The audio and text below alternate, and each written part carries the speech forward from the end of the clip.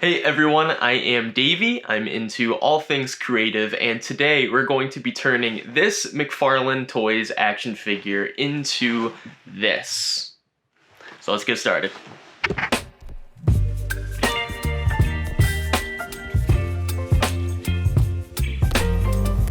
Now, before we get started, I just want to come in and clarify a couple of things. First of all, this is actually really the first action figure that I've ever fully customized. So it was a big learning process for me, and there are definitely some things that I would do differently the next time I do so. I also want to let you know that I wasn't sure how this was going to turn out, so I did not record the process of painting the body of the action figure. I did, however, record the process of sculpting the hair on top and painting the facial hair on as well, which is going to be what this video is mostly about. The painting is pretty straightforward. It was just painting it to look like Iron Man. I used testers, paints, acrylic paints. It's a little bit sloppy. I definitely would try to be more careful next time. The other thing that I would want to do is make sure that I prime the figure next time. I did not prime it, so it took lots and lots of layers. So in some parts, there is a little bit of like paint buildup and everything that I would definitely try to improve the next time I do so. But let's get started with the project. So for the base figure, I used the McFarlane Toys Shriek Unmasked figure. I believe this is a character from Batman Beyond, but I was able to buy this, I believe, on Amazon for $5. I've seen this figure on sale a lot of places, and I will include a affiliate link to it in the description below. But I saw this and I thought it would be a great base for customizing and making an Iron Man figure, especially because it has that little blue center in the middle that looks like an arc reactor, and the face I thought would be a good base for Tony Stark. Now, the major problem that I faced with this figure was the figure's arms, so I decided to buy this Green Lantern figure and take the arms off of the Green Lantern and stick them onto this action figure, and it worked pretty well. And this Green Lantern figure is also one that I was able to find on sale. Now, the figure's head itself, honestly, is not that bad. Obviously, it's not Tony Stark, but there's a lot of detail in the face. It already has part of the beard, and it has a little bit of a sarcastic smirk, so I thought this would be a good base to make a Tony Stark head, and it would obviously be a lot easier than sculpting a new head from scratch. Now, anytime you are sculpting details onto an action figure, as we were going to do with the hair, one of the best items you can use is called Epoxy Sculpt. It is a two-part compound, and you mix the two compounds together in order to make a clay-like substance that you can mold for a couple of hours, and eventually it will air dry, and it will harden, kind of similar to a plastic action figure-like consistency. So it won't be so hard and brittle that it'll break, kind of like clay. Instead, it'll be a lot more rugged and it'll hold up well on your figure. As you can see, this stuff is a little bit hard when you're first taking it out of the container, but what you're going to want to take is two equal-sized amounts from both part A and part B and roll them up into balls, making sure that they are the same size. If the balance is off, it won't dry and mix properly. From what I've seen, one of the easiest ways to mix a compound is by rolling them into smooth balls and then flattening those balls into cylinders or hot dog shapes, whatever you want to call it. And then you are going to twist those together, kind of like twisting a pretzel.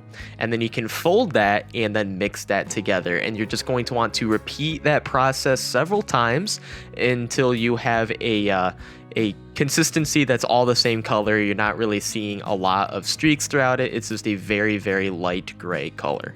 Now, the instructions say to let the mixed product rest for about 5 minutes to make it easier to work with. Of course, I did not read the instructions fully, so as you can see here, I'm struggling quite a bit. It's sticking to my fingers too much and not enough to the action figure, so I do end up putting it down, letting it rest for a little bit. The other thing I did was wet my fingers, so this made it a lot easier to smooth out the clay and stick it to the head. So just goes to show you, always read the instructions.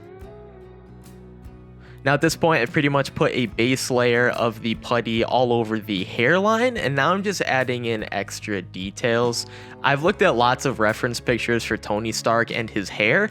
It's pretty crazy. His hair actually changes throughout all the movies and it parts different ways, which I don't fully understand, but I just kind of went with what hairstyle I wanted, and so I'm adding in those details, making it look a little more lively, adding in a couple of side parts, and just smoothing it out with my fingers here. Now, to better shape the hairline and to start adding in some texture and detail, I'm using these tiny little cotton swabs that I found at a local craft store. But anything that's kind of shaped like this, I think would work. A toothpick especially, which you'll see me use that later on. But these worked pretty well. And here I'm starting to add in the hair swoop in the bangs just a little bit by adding and sculpting in some more putty. And then again, I'm following that by carving in some of the texture and detail, making sure to follow the direction that his hair is going. Make sure you look at reference photos to see which direction the hair should go. That way it'll be a much better result. I also found this clay sculpting tool that I'm using to kind of carve in the hairline just a little bit more. And finally, I am using a toothpick to carve in the final details and textures.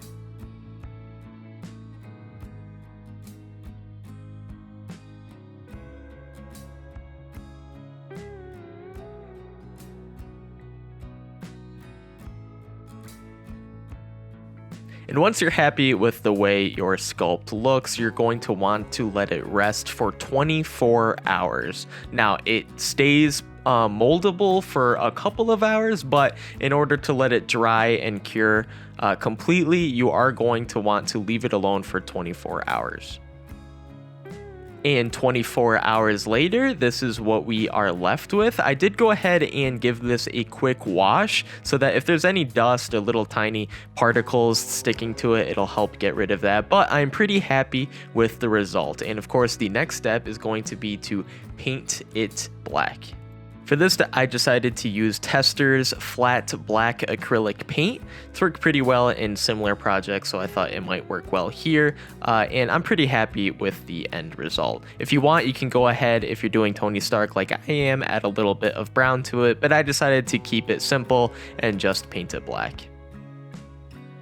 Now, the putty did seem to soak up a little bit of the paint. As you can see, there's still some gray streaks in the hair. So after the first coat and I let it rest for a little bit, I decided to go ahead and paint it with a second coat. And that result was definitely much closer to what I was looking for. If you do end up getting any paint onto the face of the sculpt or anywhere you don't want paint, as I did several times throughout this process, you can go ahead and just wipe it with a wet cotton swab, maybe scratch it with your finger after it's dried, any one of those combinations just to make sure that you get that off. You can also get a cotton swab and dip it into rubbing alcohol, and that seemed to work pretty well too.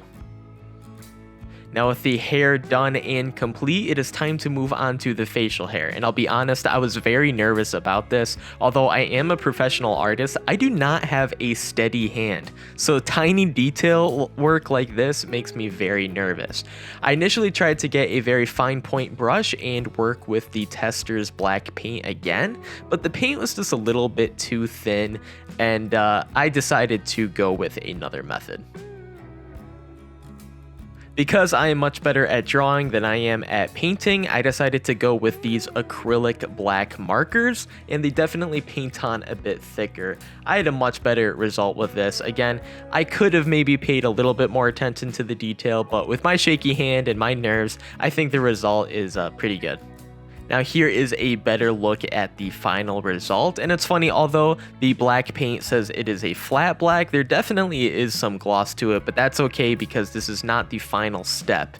Next, we are going to want to put a clear protective coat on the outside, both to protect the figure and to get rid of some of that glossy sheen as well. For that, I am using matte Mod Podge. Mod Podge comes in a variety of forms, but if you don't want the gloss like I don't, you're going to want to make sure to use the matte. So I've got a clean brush and some water, and I'm just going to apply that to the entire head sculpt, and I have pop the head back onto the figure just to make it a little bit easier so I'm not holding it with my hands. Make sure you don't do it too thickly.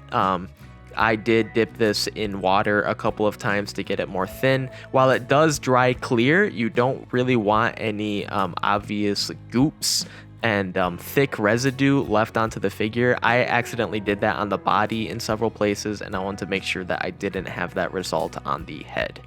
And once that is all done and finished, we are going to set Mr. Stark down, let him rest for a couple of hours while the Mod Podge dries, and then we'll check back on him in a little bit. And without any further ado, let's take a look at the final figure with some dramatic music and cinematography.